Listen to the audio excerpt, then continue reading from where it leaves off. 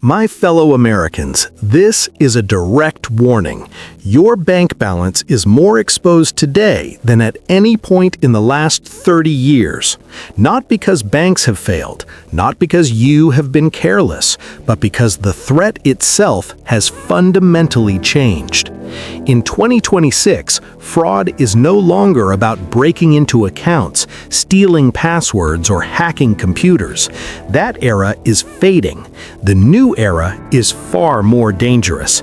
It is about talking you into opening the door yourself, legally, willingly, and often calmly.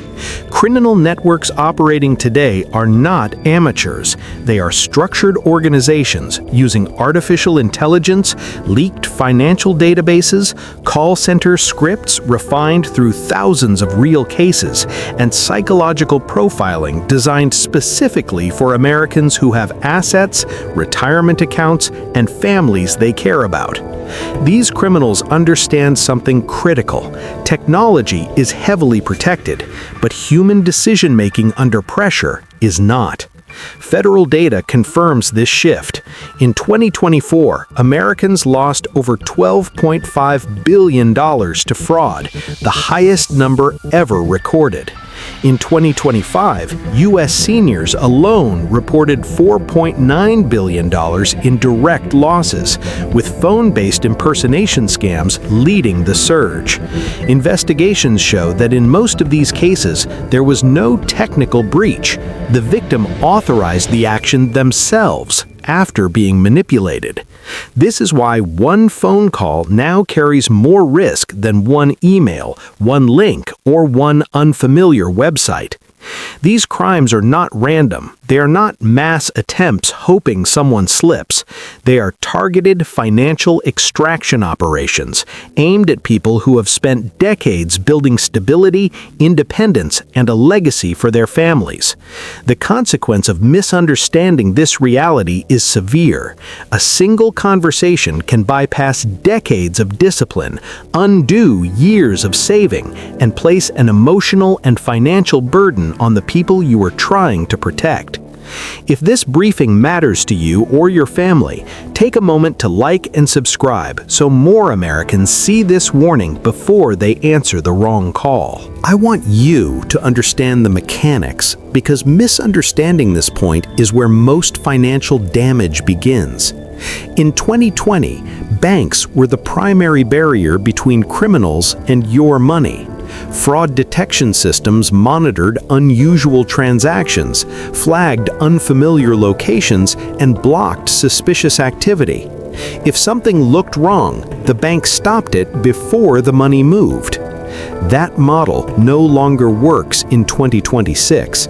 Today's criminals move faster than bank systems can react, and more importantly, they no longer attack the bank first. They attack you. Modern scams are designed to make the transaction look legitimate because it is initiated by the account holder. Scammers coach victims step by step, often over the phone, guiding them through actions that appear responsible and protective. They convince account holders to approve wire transfers or instant payments, share one-time verification codes sent by the bank, move funds into so-called secure or temporary holding accounts, change account settings under the illusion of preventing fraud. From the bank's perspective, these actions look authorized. The correct login is used, the correct device is used, the correct security codes are entered. Once that happens, the transaction is legally valid.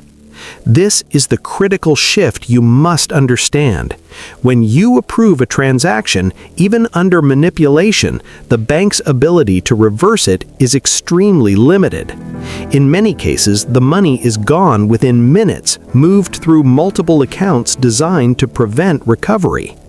This is why victims are often shocked when they hear, "The bank cannot reimburse this loss." It feels unfair, but from a system standpoint, the bank did exactly what it was told to do. The consequence of not understanding this reality is severe. People believe their bank will catch it or fix it later, and that belief creates a false sense of safety. Criminals rely on that assumption. In 2026, your first and strongest line of defense is no longer your bank's fraud department. It is your ability to pause, question, and refuse to act under pressure. Your protection now begins with your decisions, not your bank's systems. Let's analyze a major shift in fraud that defines the 2026 threat environment. Voice cloning technology has advanced to the point where criminals can recreate a human voice using only a few seconds of audio. This is no longer experimental or rare. It is inexpensive, widely available, and actively used by organized fraud networks. The source of this audio is often something you would never suspect. Voicemail greetings, short videos shared online, recorded phone conversations, and even background audio from social media posts can provide enough material for an accurate voice replica. This capability changes the nature of trust. In 2026, a caller does not need to sound suspicious. They can sound professional, familiar, and calm. This means a so-called bank officer can sound exactly like the people you have spoken to for years. A fraud agent can speak with confidence, patience, and technical fluency. A family member can sound emotionally authentic, using familiar speech patterns and tone. Your brain is biologically programmed to trust familiar voices. This is not a weakness, it is how humans maintain social bonds. Criminals understand this and design their attacks around it. When a voice sounds right, your guard naturally lowers. You stop verifying and start responding. That moment is where control shifts away from you. The danger here is subtle but severe. Victims are often not rushed, threatened, or confused. They are calmly guided through decisions that feel logical and protective. By the time doubt appears, the damage has already occurred. This is why traditional advice like listen carefully or trust your instincts is no longer sufficient. The sound itself cannot be trusted. The consequence of relying on voice alone is profound. You can be manipulated into approving transactions, sharing verification codes, or revealing sensitive information without ever realizing that a crime is underway. In this environment, hearing is no longer believing. Verification must replace familiarity. Trust must be earned through independent confirmation, not sound.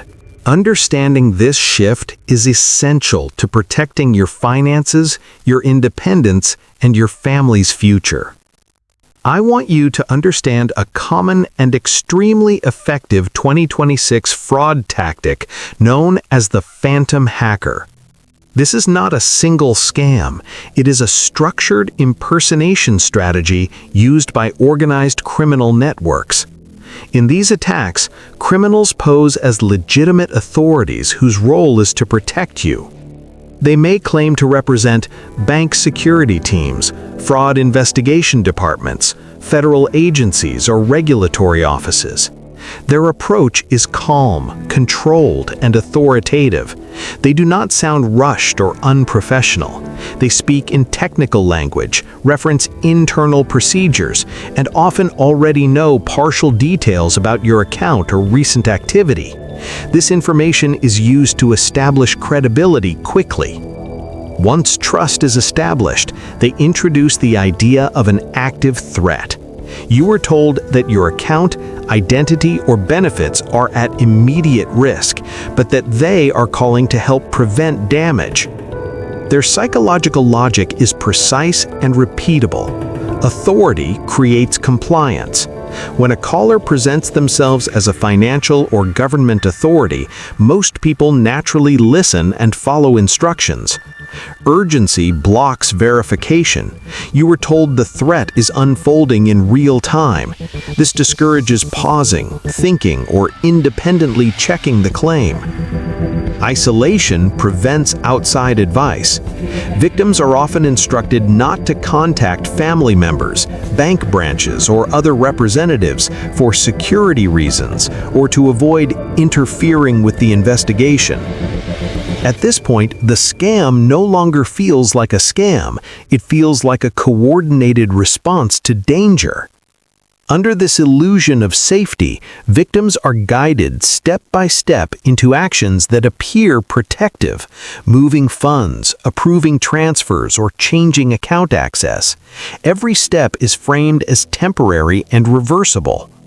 The consequence is devastating. You are not hacked. You are not robbed. You are guided into draining your own account, believing you are securing it. By the time the truth becomes clear, the money has been moved through multiple channels designed to prevent recovery. The emotional impact often lasts longer than the financial loss. Understanding the phantom hacker tactic is critical. Protection in 2026 depends on recognizing that authority can be convincingly faked and that real institutions never require secrecy, urgency, or isolation to keep you safe. Now let's talk about Medicare-related fraud, which continues to surge as we move through 2026. Unlike traditional financial scams, Medicare and benefit fraud often does not begin with an immediate withdrawal from your bank account. That is what makes it especially dangerous. The damage starts quietly and unfolds over time. Criminals closely monitor system updates, benefit adjustments, enrollment periods, and verification processes. Any change creates confusion, and confusion creates opportunity. Scammers take advantage of this by posing as Medicare representatives, supplemental insurance coordinators, or authorized service providers. They often already know key details, such as your healthcare provider, plan type, or coverage category. This information is used to sound legitimate and reduce suspicion. The call is framed as a routine verification or compliance requirement. When victims engage, the results can include stolen identities through Medicare numbers and personal data, fraudulent medical claims submitted in your name, unauthorized services billed to your account, disruptions in legitimate coverage. Even when no money is withdrawn immediately, the consequences are serious. False claims can trigger audits, coverage delays, or denials of real medical services when you need them most. Correcting these issues can take months or even years, requiring repeated calls, paperwork, and stress. This type of fraud also creates long-term vulnerability. Once your Medicare information is compromised, it can be resold, reused, or combined with other data for future financial scams. Victims often face repeated targeting because their information is now considered verified. The most dangerous aspect of Medicare fraud is that it feels administrative, not criminal. There is often no urgency, no threats, and no request for money. That false sense of safety leads people to share information they would never give out in a financial context. The consequence is a loss of control, not just over money, but over healthcare access, privacy, and peace of mind. For many Americans, healthcare security is as important as financial security, and the two are increasingly connected. Understanding this threat is essential. In 2026, protecting your benefits requires the same level of caution as protecting your bank account.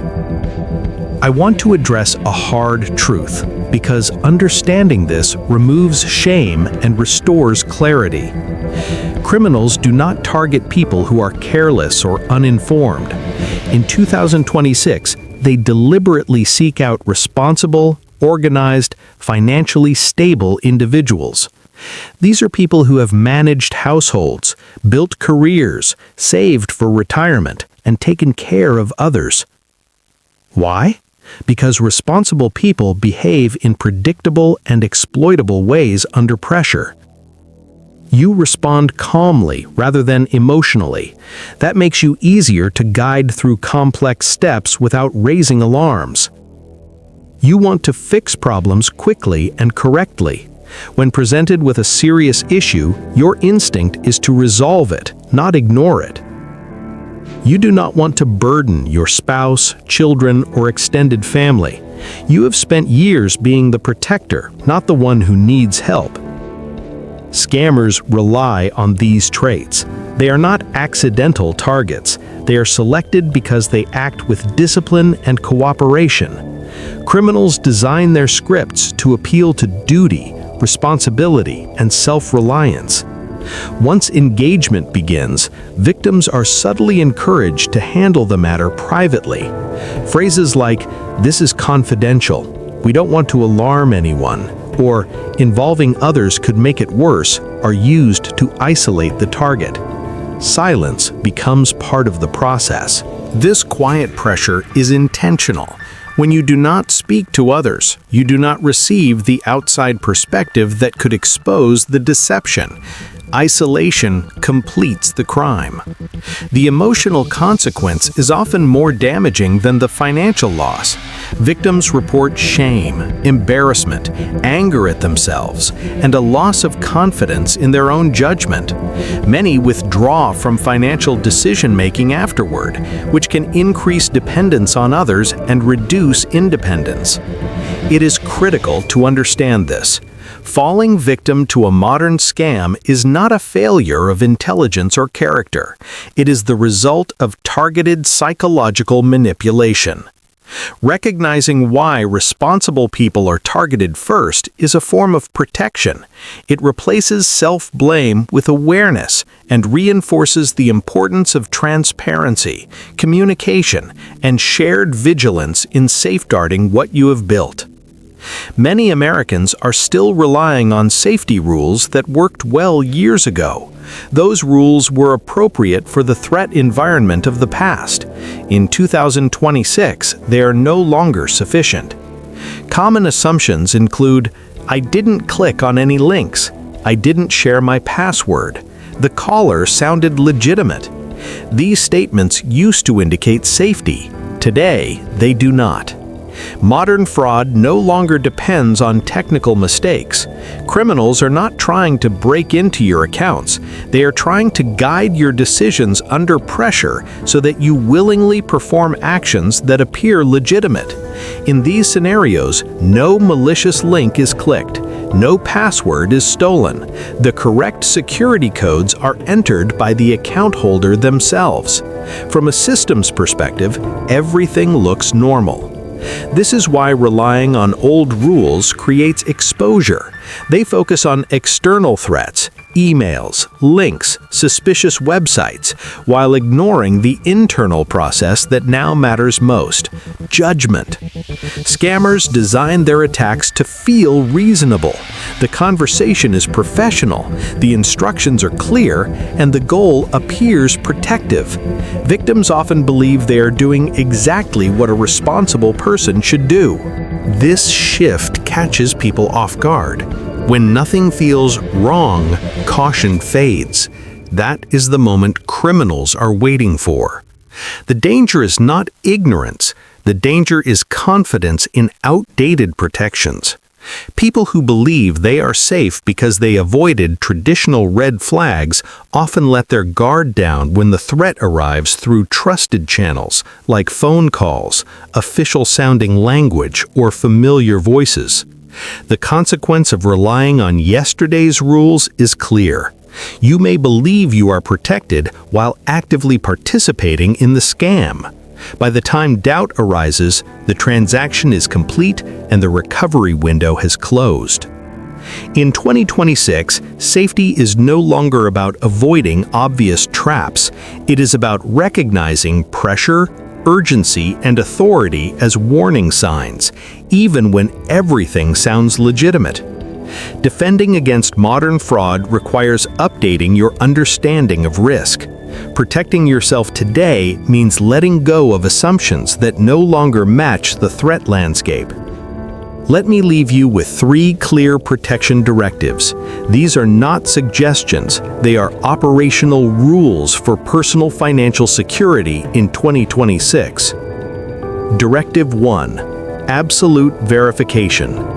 Never act on inbound calls. No matter how professional the voice sounds, no matter how urgent the message feels, no matter how familiar the caller appears, hang up. Independently verify using phone numbers you already trust, not numbers provided during the call. Control the channel of communication. Whoever controls the channel controls the outcome.